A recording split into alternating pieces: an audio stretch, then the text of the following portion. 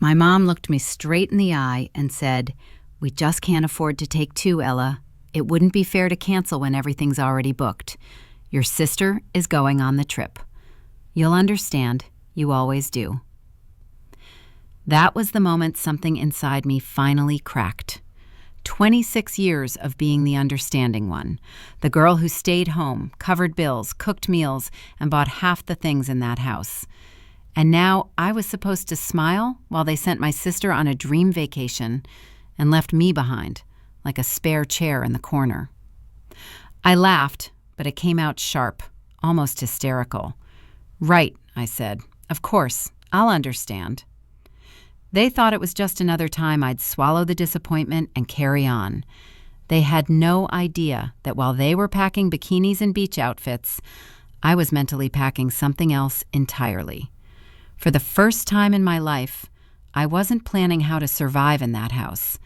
I was planning how to leave it, and what I was going to take with me when I did. They kept talking about budget, timing, and promises, as if those words justified everything. They didn't notice the way I watched the furniture, the appliances, the TV, the things I had worked double shifts to pay for. They didn't realize I was ticking them off in my head, one by one, like items on a shopping list I already owned. They thought they were leaving me behind. They had no idea that by the time they came back from that vacation, the girl they always treated like background noise would be gone for good, and their precious home would echo in a way they'd never forget. Have you ever been treated like the extra in your own family? Tell me your story below. You don't get to that breaking point in one day. It builds layer by layer like dust no one bothers to wipe away until suddenly you're choking on it. A week before the trip, I was in the kitchen, standing at the counter I'd paid for, scrolling through emails from work. Rent reminder, utility notice, a polite thank you from my boss for staying late again. The usual reminders that my life revolved around responsibility. I heard my mom in the living room, her voice bright with excitement. The resort sent the confirmation. Ocean view room, breakfast buffet, spa credit. She's going to love it. My chest tightened. I stepped out and leaned against the doorway, watching them. My mom was waving printed papers. My dad was nodding, pretending to care about details he'd already forgotten. My sister sat on the couch, flipping through her phone, grinning at swimsuit ads. Back then, I still hadn't heard the words, "We can't afford 2 tickets yet." I just had that sinking feeling in my stomach, the one I always got when I knew something was about to feel unfair. But I'd be expected to swallow it. "Hey," I said, forcing a smile. "What's going on?" My mom turned like she had just noticed I existed. "Oh, Ella, we're finalizing the trip. It's a big deal, after everything that's been going on. Your sister really needs this break." I frowned. A break from what? Her social life? My dad shot me a warning look. "Ella."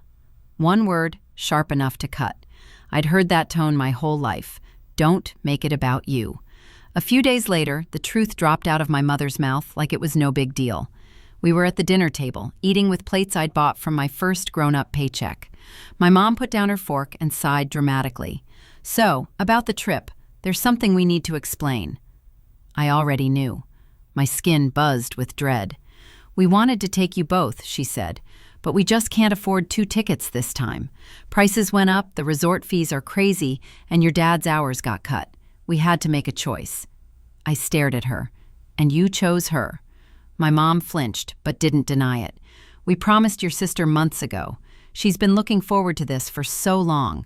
You've been so busy with work anyway. You hate crowds. You know that. You wouldn't enjoy it the same way." My dad chimed in, annoyed. "Don't turn this into drama, Ella. It's just a vacation. There will be other trips." I laughed bitterly. "Will there? Because I don't remember being invited to the last one either, or the one before that." My sister looked uncomfortable, but not enough to give anything up. "Ella, come on," she said. "Don't make them feel bad. You know how things are. We can't always do everything together." I felt my jaw clench. It wasn't about the trip. It was about the pattern. Birthdays where her gifts were thoughtful and mine were last minute. School events where they screamed for her from the stands and forgot to ask how I did. Nights when I stayed late at work to cover the electricity bill while she begged for money to go out. I live here too, I said quietly. I help pay for this house, but when it's time for something fun, I suddenly don't exist. My mom's expression hardened. That's not fair. We appreciate you. Do you? I shot back. Because every time something good happens, it's magically for her. Every sacrifice, that's me. Every bill, I'm there. But this vacation, this big special thing, it's, sorry, Ella, maybe next time. Silence settled over the table. For once, no one had a quick answer. My dad finally sighed. You're overreacting. You're an adult. You know, life isn't always equal. Your sister is younger. She still needs these experiences. There it was, the same old excuse dressed up as wisdom. Younger needs more. More attention, more money, more everything. I needed you too, I replied, my voice lower now, trembling. I needed you when I was working double shifts instead of going to parties, when I was the one putting groceries on the table while you took her shopping. I needed you, and I kept being the reliable one you could ignore because you knew I wouldn't explode. They looked everywhere but at me, the TV, their plates, the clock on the wall, anywhere but my face. That hurt more than the words. It told me exactly where I ranked. That night, I lay awake staring at the ceiling, replaying every small moment that suddenly didn't feel so small.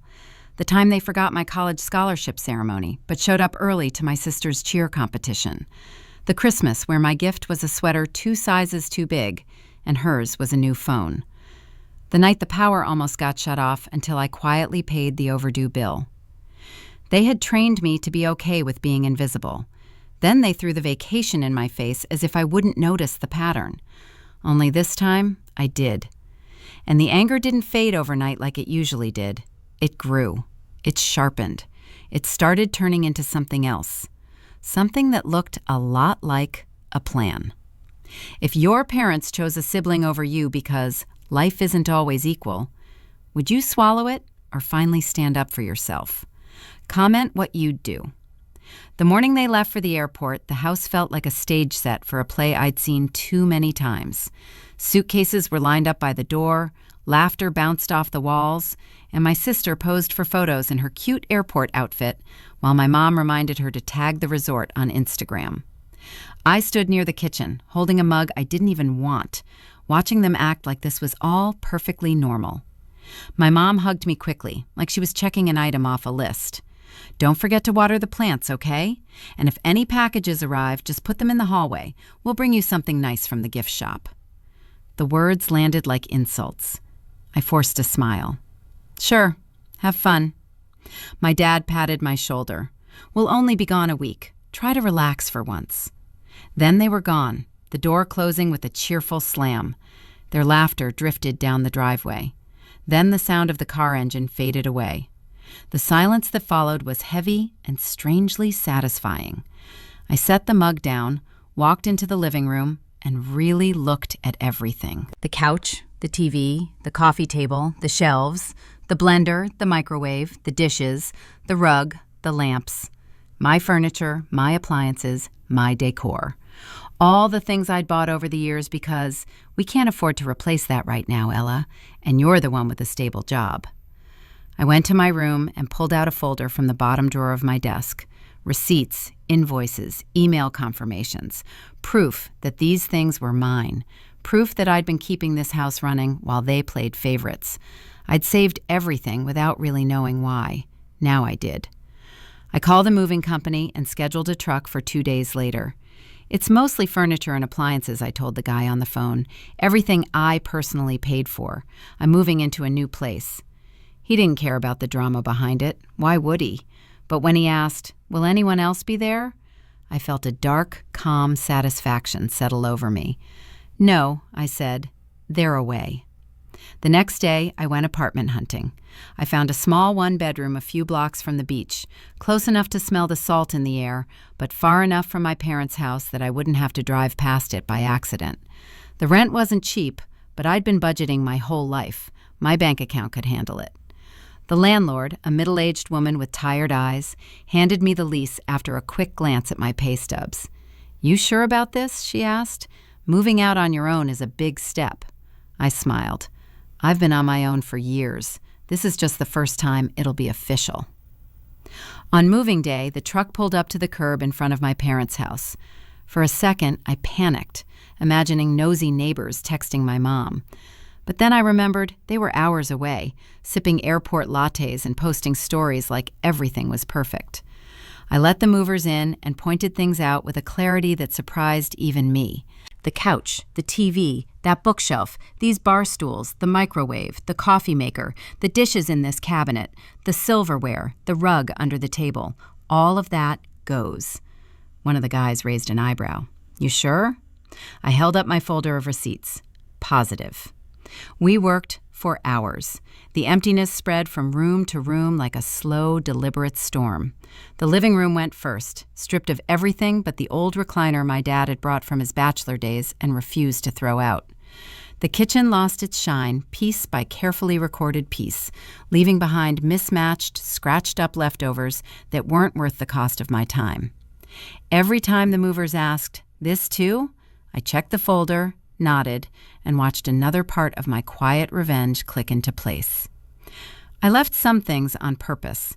The ugly lamp my mom loved, the chipped side table my sister insisted on keeping, the discount mirror they bought when I first moved back home.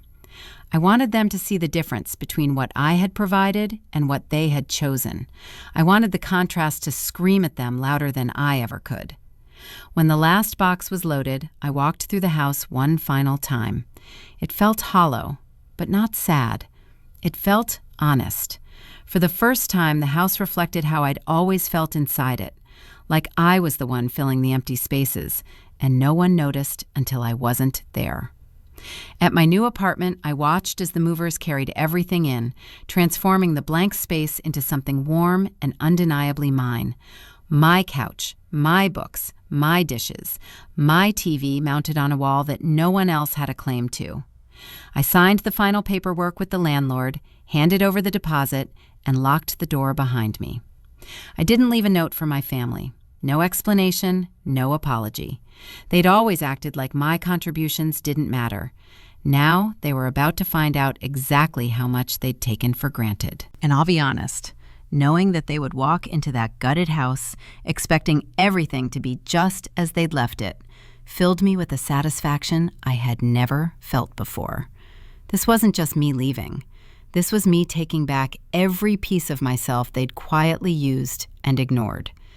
If you were in my shoes, would you walk out quietly or take back every single thing you'd paid for and let them deal with the emptiness?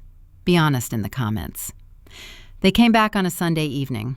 I wasn't there, obviously, but it felt like I was because my phone started buzzing nonstop.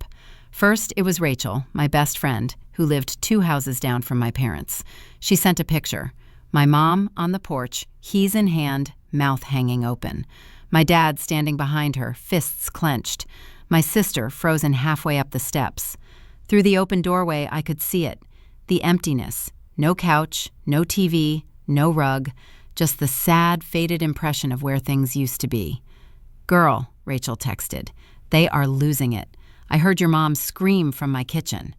My heart pounded, not with fear, but with something wild and electric. I stared at the photo for a long moment, then put my phone face down. The calls started a few minutes later. First my mom, then my dad, then a flood of messages from my sister. I didn't pick up. I let it all go to voicemail. I made dinner in my new apartment, sat on my reclaimed couch, and turned on my TV, the same one they were probably accusing me of stealing right about now. I listened to the voicemails pile up, my mom crying, my dad shouting, my sister snapping pictures of empty rooms and sending them with, "What did you do?" I didn't respond. Not that night, not the next morning either. On Monday afternoon, there was a knock at my door. 3 sharp, angry bangs. I knew that knock. My stomach flipped, but I forced myself to breathe. This was what I'd chosen. I opened the door. My parents pushed past me without waiting to be invited, their eyes darting around my apartment. My mom's gaze landed on the TV. "There it is," she shouted. "I knew it! You took everything, Ella. How could you?"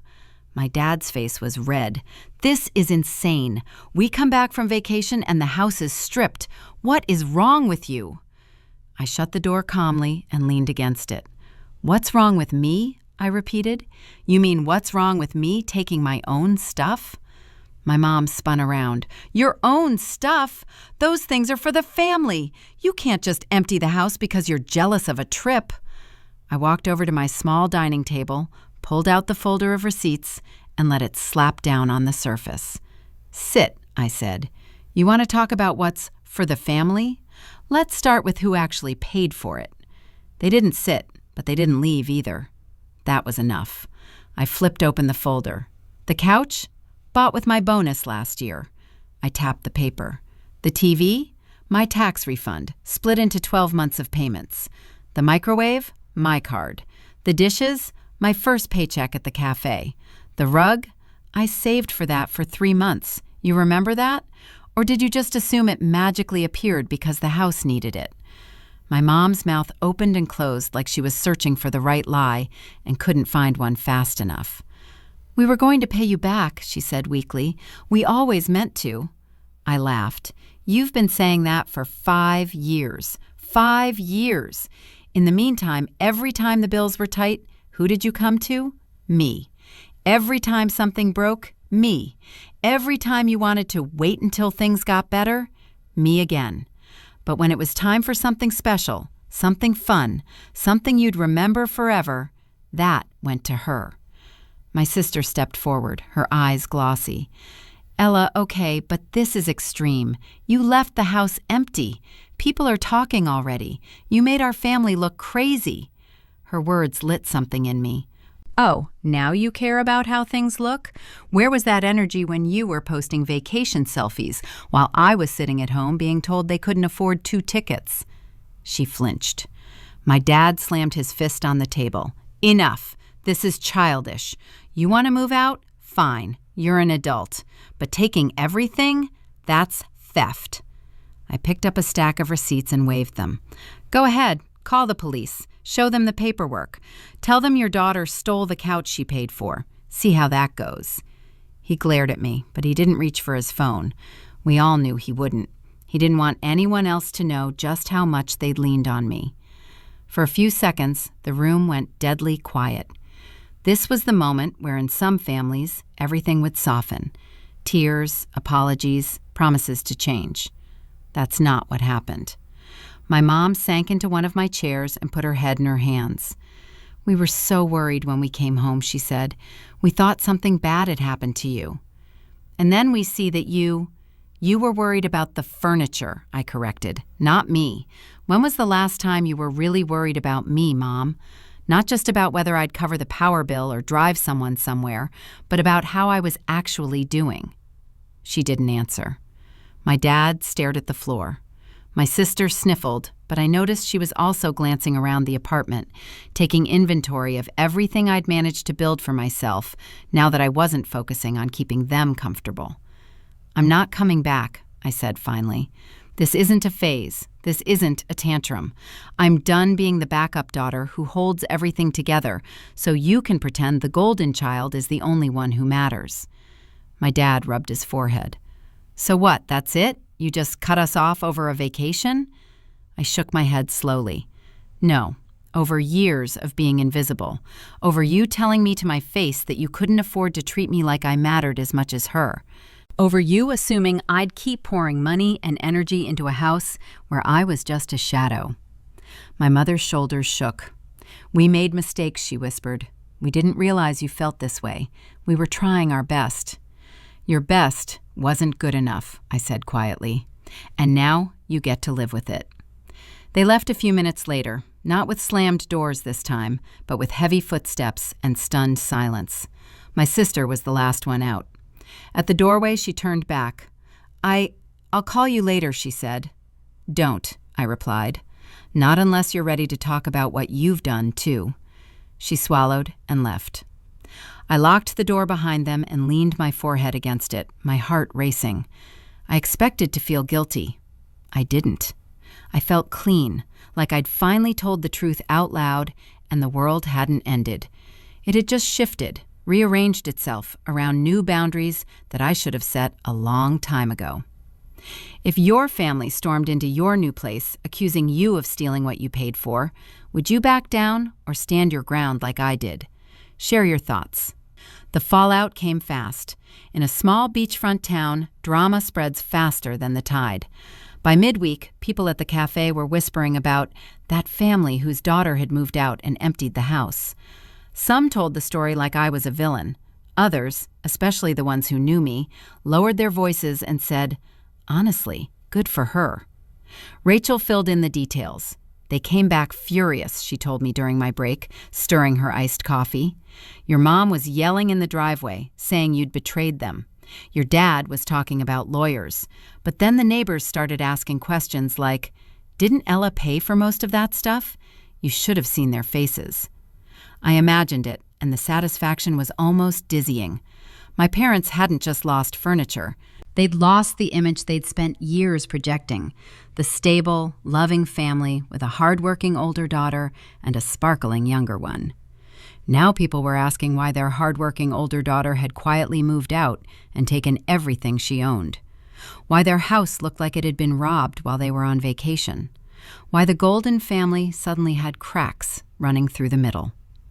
My sister tried to control the narrative on social media.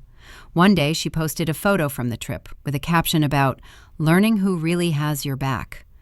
The comments section did not go the way she expected. Someone from high school wrote, "Didn't your sister help your family a lot? This seems harsh." Another person added, "Heard she basically furnished the whole house. If that's true, I'd take my stuff too." I didn't like being the center of gossip, but I couldn't lie. The idea that people were finally seeing behind the curtain felt like payback in its own quiet way. Meanwhile, my parents were forced to live with the consequences in a very practical sense. Rachel said the first time she went over to drop something off, the house looked sad. Her word, not mine. An old recliner, bare floors, an echoing kitchen. The kind of emptiness you can't fix with a scented candle and a throw pillow.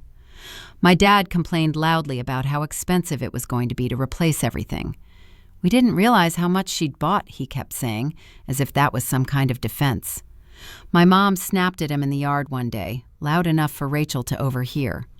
"If you hadn't always run to Ella for money, we wouldn't be in this mess." For once, they weren't blaming me to my face. They were blaming each other. As for my sister, the fallout hit her in a different way. She'd returned from her trip expecting to bask in the glow of her vacation photos and summer stories. Instead, she walked into a half-empty house, parents who were constantly arguing, and whispers at her job about being the favorite one whose sister finally had enough. A girl she worked with apparently asked her point blank, "Is it true your family left your sister home because you couldn't afford 2 tickets?" My sister, who'd always been so confident, so ready with a comeback, had no good answer to that. Rachel told me she looked small for the first time. Not pathetic, but stunned. Like the golden pedestal had been kicked out from under her, and she had no idea how to balance on her own 2 feet. While they scrambled to make sense of their new reality, I was quietly building mine. I picked up extra shifts at the cafe, not because I had to anymore, but because I wanted to pad my savings. My apartment started to feel like home. I hung pictures on the walls, not of fake family memories, but of the ocean, sunsets, and little Polaroids Rachel and I took on random weekday nights. I bought myself a plant, then 2, then a 3rd. I cooked dinner in my own kitchen and ate at my own table, whenever I felt like it, not according to some unspoken schedule I was expected to maintain. One afternoon, my manager pulled me aside. "You've been killing it lately," she said. "We've been talking about promoting you to assistant manager. Interested?" I almost laughed at the timing. While my parents were sitting in a half-empty house complaining about how much I'd taken from them, I was being offered more. More responsibility, yes, but also more control, more money, more proof that when I invested in myself, instead of in people who didn't see my worth, things actually grew. Of course, not everything was triumph and freedom. There were nights when the silence in my apartment felt too loud, when the weight of what I'd done pressed on my chest. I had left. I had taken everything that was mine. I had forced my family to confront their own neglect by removing the safety net I'd always provided. Sometimes I wondered if I'd gone too far. Then I'd remember my mom's words. "We can't afford to take two. Your sister is going." And the way they had expected me to nod and accept it. I'd picture them walking into that stripped-down house, the echo of their own choices finally catching up with them, and I'd think, no, this wasn't too far. This was exactly as far as I needed to go. Do you think making them live in that empty house was petty, or the only way they'd ever understand what they'd done? Let me know what side you're on. A little over a week after the big confrontation at my apartment, my phone lit up with my sister's name again. I'd been ignoring most of her calls, letting her messages pile up like unopened mail. But this time, something in me hesitated. Maybe it was curiosity. Maybe it was the fact that, unlike our parents, she was still young enough to change. I answered. "Ella?" Her voice was small, not dramatic, not rehearsed, just tired. "Hey," I said cautiously. "What do you want?" "Can we meet?" she asked. "Not at the house, somewhere neutral." I thought about hanging up, about keeping the clean line I'd drawn. But then I remembered all the years where it had been me and her against the world, before the favoritism became obvious, before the roles hardened. "Fine," I said. "The beachside diner, tomorrow, 5 p.m. "Okay," she breathed. "Thank you." The next day, she was already there when I arrived, sitting in a booth with a half-empty glass of water. No makeup, no Instagram-ready outfit, just my sister, looking nervous in a way I'd never seen. "You look different," I said as I sat down. She snorted. "Yeah, well, it's been a week." We stared at each other for a few seconds, the silence heavy with everything that hadn't been said. Finally, she sighed. "I'm not here to guilt you," she began. "I promise. I know that's what you're expecting." I didn't respond, so she kept going. I need to understand. I mean, I know the vacation was messed up. I knew it when Mom told me, but she said you were fine with it, that you understood. She always said that about everything." That stung more than I expected. "Of course she did," I said quietly. "It's easier than admitting they were using me." She fiddled with the edge of a napkin. "I grew up thinking that was normal, that you liked being the responsible one, that you didn't care about the trips, the attention, the whatever. They always said, 'Ella's different. She doesn't need all that.' So I stopped asking where you were in the pictures or why you weren't included. I just thought you didn't want to be." I rolled my eyes, but there wasn't much venom in it. "I wanted to be," I said. "I just learned early that wanting didn't matter. If I didn't pick up the slack, no one would. So I did. And then they decided that meant I didn't deserve anything extra, just more work." She swallowed hard. "When we came back and saw the house, I was mad at you at first. I thought, how could she do this to us? But then I started adding things up." She looked up at me. "Ella, I had no idea how much you'd been paying for. I knew you helped, but Mom and Dad always made it sound like it was, I don't know, voluntary, like you were being dramatic if you ever brought it up." "Well, now you know," I said. "Congratulations. The curtain's been pulled back." She winced. "They're not handling it well. Dad keeps talking about how disrespectful it was. Mom cries a lot. They fight more than I've ever seen, and everyone in the neighborhood is watching." "Good," I replied before I could stop myself. "Maybe being watched will make them think about how they look when they treat one daughter like a maid and the other like a princess."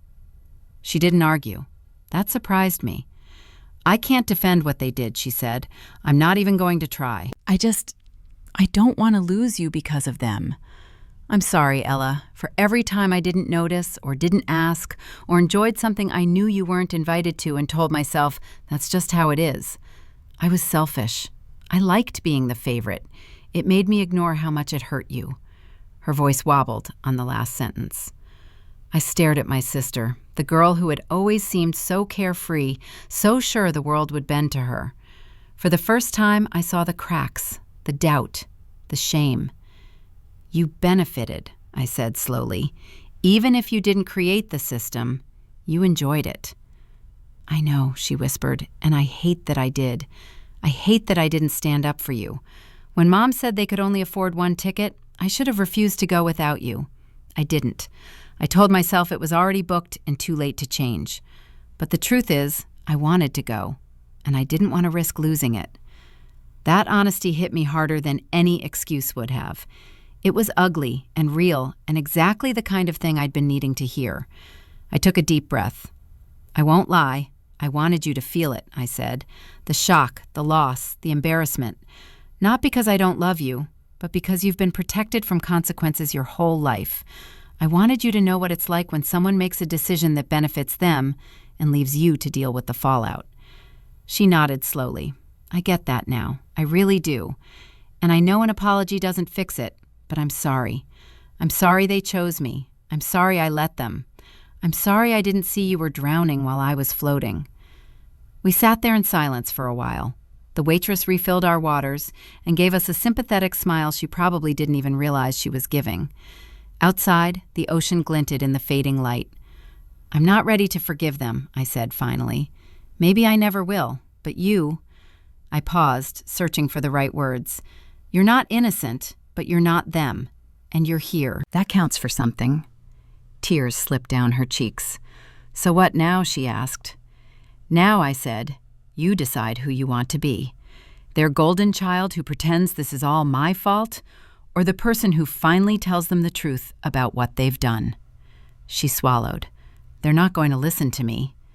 Maybe not, I said, but I won't even consider letting you back into my life if you're not at least willing to try. She met my eyes, and for the first time in years, I felt like we were on the same side of something. I'll try, she said firmly. I'll stand up for you, even if they hate it. I nodded. Then we'll see. When we left the diner, we didn't hug, but we didn't turn our backs on each other either. We walked side by side for a while, not quite together, not quite apart, talking about random things and heavy ones at the same time. It felt awkward and fragile, like we were sketching the first lines of a relationship that had never existed before, one not written by our parents' favoritism. If your golden child sibling finally admitted they enjoyed the favoritism, but now wanted to change, would you give them another chance, or keep your distance for good? Tell me honestly. A month passed before I saw my parents again. In that time, my life didn't pause. It moved forward. I accepted the promotion at the cafe, assistant manager, a raise, more control over my schedule, and a quiet, steady pride that didn't need anyone's approval. My apartment began to feel less like a temporary escape and more like home. I even opened a small savings account labeled Future Ella, money that, for once, wasn't already mentally spent on someone else's crisis. My sister kept her promise. She called sometimes, not to beg me to fix anything, but to report what was happening back at the house. They're trying to replace the furniture, she said once. It's slow. They had no idea how expensive it all was. They're fighting about money constantly now. Another time she added, Mom told Aunt Lisa you overreacted. I told her that wasn't true. I told her you'd been carrying them for years. She didn't like that. It wasn't a miracle. It didn't erase the past, but it was something. Then the inevitable text arrived from my mom. Can we talk? Just once, please. No yelling. We'll meet wherever you want. I stared at the screen for a long time. Part of me wanted to delete it and keep my peace. Another part, the one that still remembered softer versions of them, whispered that I should at least listen. I chose a public place. A quiet cafe far from both my apartment and their house. Neutral ground. When I walked in, they were already there, sitting at a corner table. They looked older than I remembered. Not dramatically, just worn. My mom's eyes were swollen. My dad's shoulders sagged in a way I'd never seen from a man who always needed to look in control. Thank you for coming, my mom said as I sat down. I wasn't sure you would. I almost didn't, I said truthfully. No reason to pretend otherwise. My dad cleared his throat. We owe you an apology, he said. The words sounded stiff, practiced. We handled things badly. I raised an eyebrow. Which things? The vacation? The years before it? Or treating me like a walking bank account? He flinched. My mom took a shaky breath. All of it, she said softly. We didn't really see you. We saw what you did for us, not who you were. It was easier to lean on you than to admit we were struggling. And when your sister needed something, we gave it to her because it felt good, to give her what we couldn't give you when you were younger. That stopped me. I hadn't expected that honesty. So, I said slowly, you spoiled her out of guilt and used me to pay for that guilt. Tears welled in my mom's eyes. When you say it like that, it sounds terrible. It is terrible, I replied. That's the point.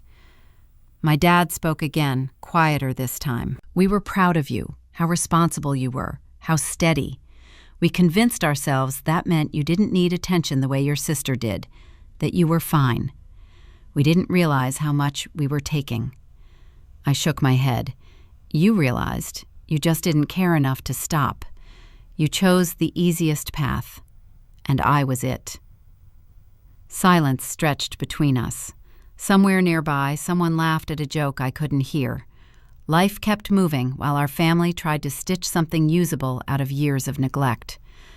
We're not asking you to move back, my mom said at last. We know that's not happening. We're not even asking you to forgive us right away. We just don't want to lose you completely. We want a chance to do better, if you'll let us. I studied their faces, guilt, fear, shame, and something close to regret. But I'd learned the difference between regret and change. This is what I'm willing to offer, I said. I'll stay in contact. I'll answer calls sometimes, maybe short visits eventually. But I'm not your safety net anymore. I'm not your financial plan. If you want a relationship with me, it's on equal footing, respect or nothing. My dad nodded quickly. Of course, we understand. No, I corrected. You say you understand. Show me. You want proof you're changing? Go to family therapy, both of you. Not once, commit to it. Learn why you thought this was okay. Learn how not to repeat it. My mom hesitated. Therapy? I don't know if... Then that's your choice, I cut in, and this is mine. I won't accept less. We held each other's gaze. Finally, she exhaled. If that's what it takes, she whispered, we'll do it. My dad hesitated, then nodded. We'll look into it. No, I said calmly. You'll go, and you'll tell me when you start. Until then, nothing changes. We talked a little longer about work, the weather, ordinary things. It felt distant, careful. When we stood to leave, my mom reached out like she wanted to hug me. I stepped back. Not yet, I said gently. Maybe one day. Her face crumpled, but she nodded. Walking back to my apartment, something clicked. I didn't feel responsible for fixing them anymore. Whatever they chose next, growth or denial, was on them. My job was to protect the life I'd built. Later that night, my sister texted. They told me about therapy. I'm going too. If we're rebuilding this family, we all have to show up differently, right? I smiled faintly. Right. Just remember, if they don't follow through, you're allowed to choose yourself, too. I curled up on my couch, the same one that once sat in their living room, now permanently mine. I thought about the girl who almost accepted being left behind again, then about the woman who emptied a house and walked away, and finally about who I was now, someone who set boundaries instead of swallowing pain. My revenge wasn't the empty rooms or the gossip or the money they suddenly missed. It was simpler than that. I took my life back. I made them see the space I'd been filling all along.